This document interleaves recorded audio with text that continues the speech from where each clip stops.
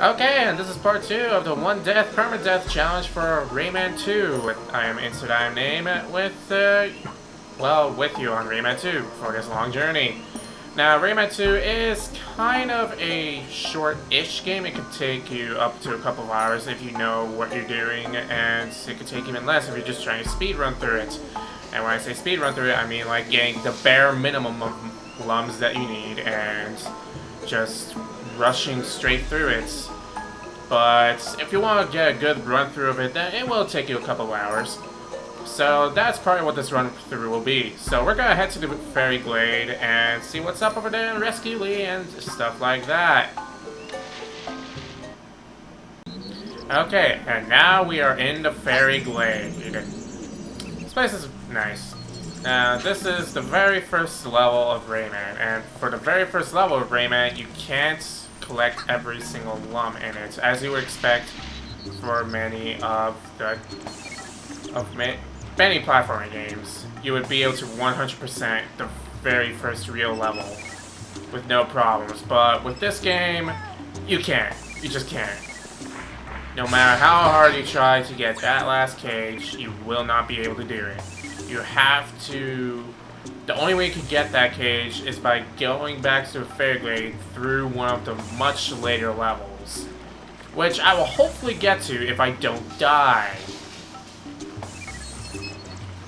Now, let's see here. I've gotten the 5 lums in there. I will try to get at least most of the lums. I can't guarantee getting all of them, but I will try getting most of them. So anyways, back to what this game was to my childhood. So basically, I didn't have a rumble pack as a kid. So what I would do is that when I was getting pretty damn far in Rayman 2, like past the first water temple, well, past the first temple is the water temple, the sanctuary of water and ice, I would, at the very least, get to... And when I had to go to bed to go to school the next day or just go to bed in general, I would leave the Nintendo 64 on, and like I would just leave it on the whole night while Rayman 2 was running. I would just do that because I didn't want to lose my progress. Is there a llama over here? Don't remember. I don't think there is. There probably isn't. Alright. How many lumps do we have? We have 6 out of 50. Alright. So you hit that switch, that'll open the gate. And there is a cage very close. I think it's up there.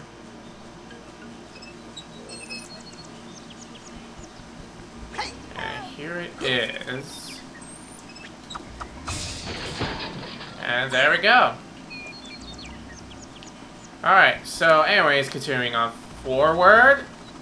Oh wait, we don't really need to stay on the thing. We just pretty much have to go here because we got all the lums in this area, I believe. I don't think there's any lums that I'm missing, unless I'm being stupid as usual. And that green lum is actually a checkpoint lum. So there is that. And this place, there are quite a bit of lums in here.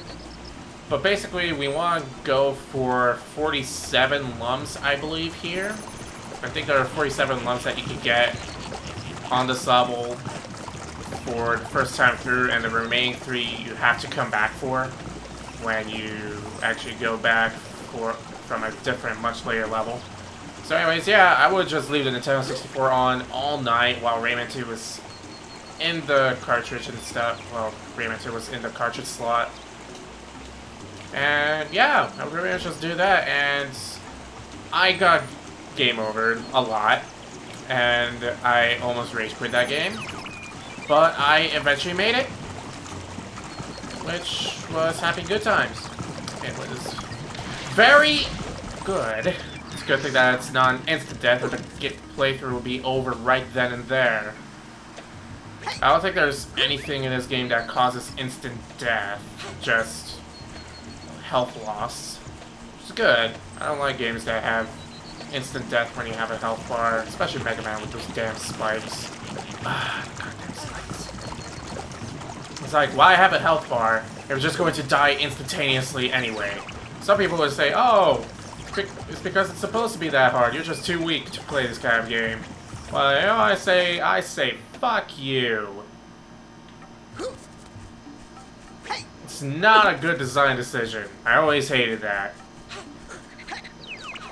It's like, I have a health bar that is full, and I have plenty of E-tanks that are also full, and you're going to tell me that if I fall into spikes, I'm just going to spontaneously combust. Yeah, I believe there are only red Lums in this little cave here. Yeah, there's only red Lums. You don't need to collect the red Lums, they're just health. I actually used to try to collect every single Lum in this game. All the red ones, all the yellow ones. I would try to collect all of them. For no real reason, too. I don't know why I tried when there was no reason. I think I missed a couple of Lums. I think they were actually down there. No, there's one here. Maybe there's another one over there. I don't really remember. Let me go back quickly and check. We're at 10 out of 50 Lums. Okay. Oh, shit! Ah. Okay, there might just be that one red Lum over there. Yeah, I think that's just the red Lum over there, but I might as well pick it up and recharge the health. It was worth checking out. Wait, I don't really remember most of where the Lum placement is in this game, so I do apologize for that. So you all might be yelling and screaming, "No! You missed a couple of Lums back there, you fucking idiot!" Well, I apologize. I did say I would try to get most, but not all of them. Anyways, there is a cage somewhere over there, and no, we can't get it. I think that's the cage that we can't get. Unless I'm wrong, and the cage up ahead was the one that we can't get to. It might be that one. But anyways, here is a pirate, and we're going to be using his little barrel chucking ability quite soon. Now, hopefully Bandicam isn't screwing up right now. As soon as I get into this cave, I'll restart Bandicam. Alright, there we go. When I look over the footage, I'll be able to see whether or not Bandicam is actually screwing up or not. So anyways, there's quite a bit of Lums in here. Quite a bit of them.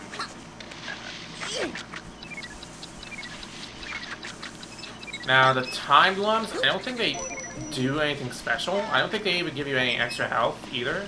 I think they're just there for the hell of it. And, okay. I know for a fact that we can get to that cage because we have to go inside in order to get that Lum. But as for that other cage, I don't really remember. Was that the cage that you can't get to until you complete the level? It might be. It might not be as well. Oh, and I might just be stupid. If that's the case, then I'll run back through this level. But I know you need like 45 or 43, 47 Lums by the time you finish this level if you're doing a completionist run. So far I have 20 out of 50. That's a good number so far. I think to get past the first gate in this game, you need 50 Lums, which is quite easy to get. Especially if you're going for a completionist run through. So anyways, yeah, you just have to use his little barrel chucking ability to blow up the floor. In the center there, there's like a little metal bandage over there, and you just open that up, you just blow that up with the barrel that he throws at you, and you go. Now, I believe in the Nintendo 64 version, the Temple of Fire was the one I died in the most. There was just something about the Temple of Fire that just made me keep dying. Oh yeah, as for the bandages that look like Swiss cheese, you can just shoot through them. No problem. As for that switch, I think... yeah, we have to go up here. And my dog is in here for some strange reason. I thought it was my late cat. Ah, poor cat. Anyways, yes, there are a lot of pirates in this area, but we don't really fight too many of them, really.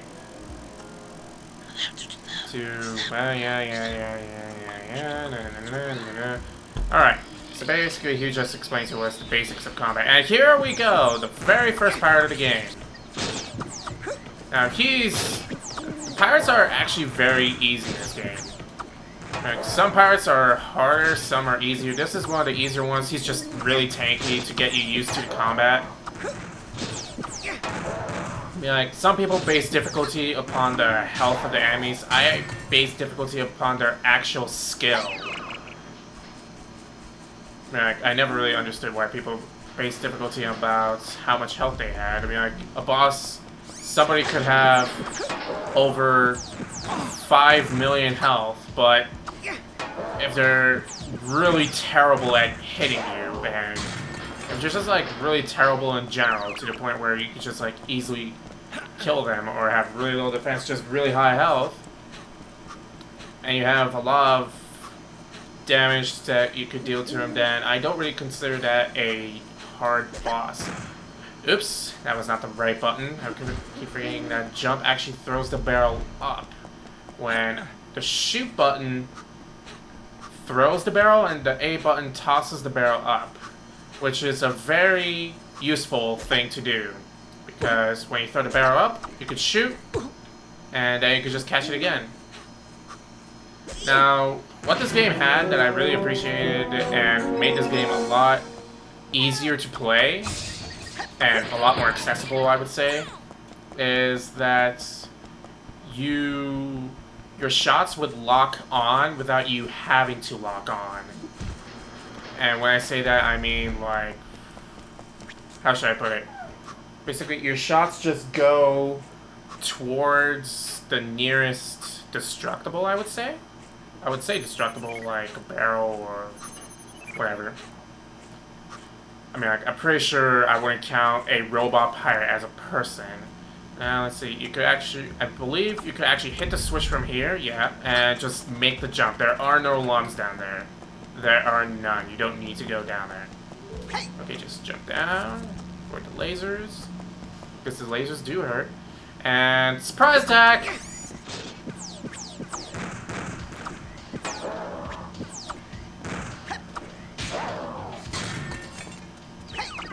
Flip the switch and go down here and move along. Now, hopefully I got all the Lums that I could possibly get for now. Restarting back. Now, I'm gonna try to complete the Fairy Glade in this one video. It might not happen, it might. It really depends on how long it is. I'm pretty sure that there's this section and then the cave, and then we're done with the Fairy Glade. And in this section, we get a new ability. Oh, that's the only net. For some reason, I keep thinking that there's a second net that also has Lums, but there isn't. And anyways, there's Lee right there. We have to free her. Just making sure that there are no hidden Lums strewn about here, and there are none. So now we have to find a machine and destroy it, which is happy fun times. Very happy fun times. Now, I only got 4 cages. That seems really, really off. I don't think I should have only 4 cages destroyed by the time I get to this section. I really don't think I should have. Anyways, this section is pretty simple. You just toss the barrel up, shoot the flying bombs while you toss the barrel up over you, and the automatic lock-on will target the bandages for you. You don't have to aim specifically. I mean, like, sure, if you look this way, you're not going to toss the barrel towards the bandage. You're just going to toss the barrel over there.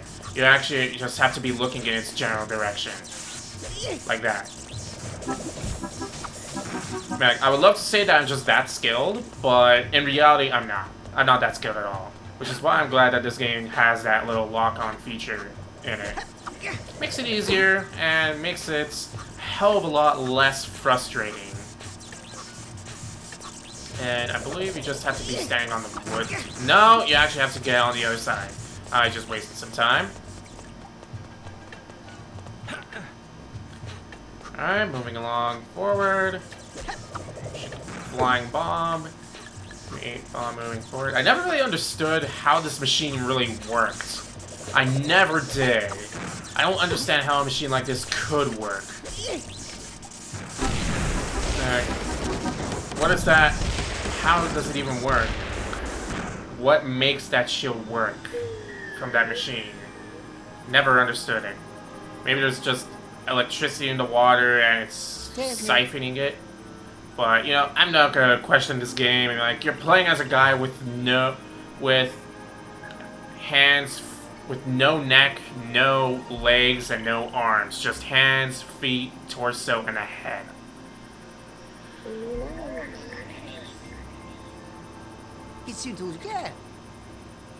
Oh, you only have a phone to consider one day.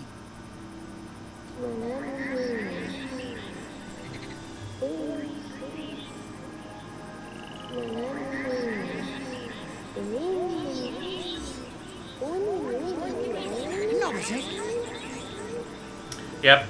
I actually kind of like how Rayman responds to that. To where Lee asks him if he's ever heard of Polycus, and he's just like, no. It's exactly the way I would have put it. It's like, no, I've never heard of this guy. Who the hell are you talking about? You know him, but I don't, so why even ask? But, you know, I would just be like, no. So, yeah, that's... I always found that good. I always found that fun. Can help you defeat pirates. He's been sleeping for many years. Sounds like something I would do, actually. If I was able to sleep for that long and not die. 4 masks. Is this Majora's Mask? No, I don't want to make that joke. But sure, Majora's Mask was a great game. Pretty damn good. It was one of the greatest of its time, but I enjoyed Rayman 2 more than I did Majora's Mask and Ocarina of Time, both combined. I enjoyed this game so much. I mean, like, I only rented Ocarina of Time for 1 week, and I was like, I don't really find this enjoyable.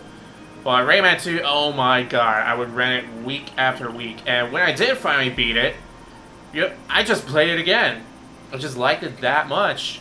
Like, I probably rented it as many times as it would be able to actually afford 2 copies of the game. That's pretty much how many times I've rented it out. But goddamn, that game was just... This game was just so fun. I loved it. So it's like I'm playing one of...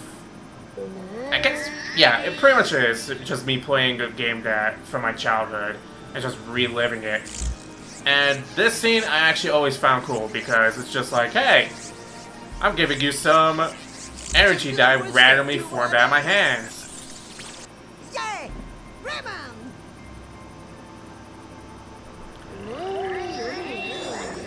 And I just noticed this now, but after he just does that Yahoo thing, she just stares at him for a moment like, what the hell are you doing? Don't be celebrating now. Like, how about a little bit later when, you know, our life isn't in danger?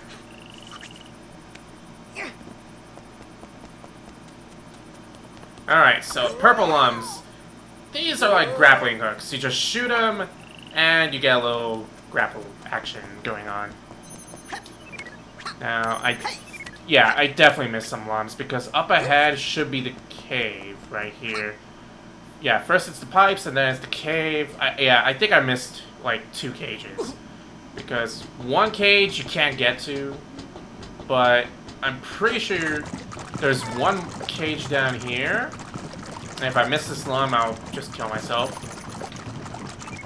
There's 1, and then there's 2, and then there's this one down here. Is there any Lum over here? No? Okay. Move it down lower.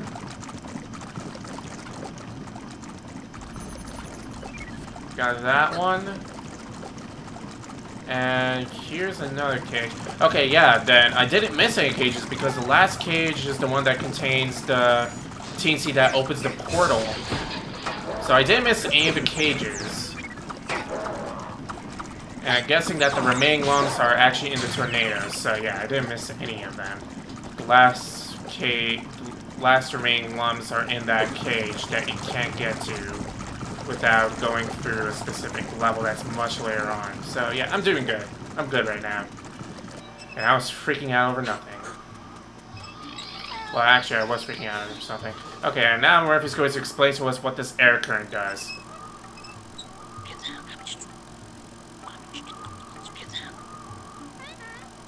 Alright, so pretty much we just helicopter in them and we fly upwards. And now to get the Lums that are here, now the only thing that I didn't really like about this game is the draw distance for the Lums is actually pretty bad. Like, you actually have to be fairly close to them to actually see them. Like, just there, I wasn't able to see that Lum until I was pretty damn close to it. I think, yeah, and yup. Like, in order to actually trick the draw distance, you have to be looking at the Lums, and you have to actually be looking at them in an angle. I guess it's because it's technically closer to you, but it's still a bugbear of mine. Now, can I make that? No, I can't. Go back and do air currents. Thought I was able to make that, but I can't. So we have to go to that one first. Now, I think we should have like 40-something. I don't know. I don't know how many Lums you're supposed to have by the time you're done with the Fairy Glade. Is there a Lum over here? There might be. I can't tell because of the poor draw distance. Alright, got that Lum. Got that Lum. And let's head over to this air current and try not to just barely miss it. Actually go inside of it. Okay, got that one. And if there's one more, then the cage will have a big Lum, and that'll be that. Okay, and go here. If not, then it'll just have a bunch of little Lums. Is there? Yeah, there's an air current right there, and that one has a Lum. But we're first going to go this one because there's pretty much a guaranteed chance. Yeah, there's a couple Lums in here. Okay, I do not think I missed any Lums at all in this level. If I did, then no, I couldn't have because there can't be just one single tiny Lum inside a cage. It doesn't work that way. There could be like 2 to 5 in a cage. Yeah, there's 2 Lums in that one cage that I'm going to be missing because I can't actually get to that cage. So we just shoot that, and we grapple all the way to the end, jump, and break this cage. Break the cages there. Energy will make you less vulnerable. Yeah, so basically just said like, hey, break more cages, you get tankier. Have fun. So now we're going to do this. I always found that fun. Don't question me. I just always found that fun. So yeah, we did not 100% this level because we actually can't do that in the first run through of this level. We can only do that once we go here for the second time. Do you want to save the game? Yes. And now we're in the Marshes of Awakening. This is actually one of my favorite levels for one reason only. And we will see that reason in the next video. So as always, I've been Insert Iron Name. And I will see you in the next part of the One Death, One Permadeath. Well, One Death Permadeath challenge for Rayman 2. So yeah, I'll see you in the next video. Goodbye. Have a nice day. I'll see you next time.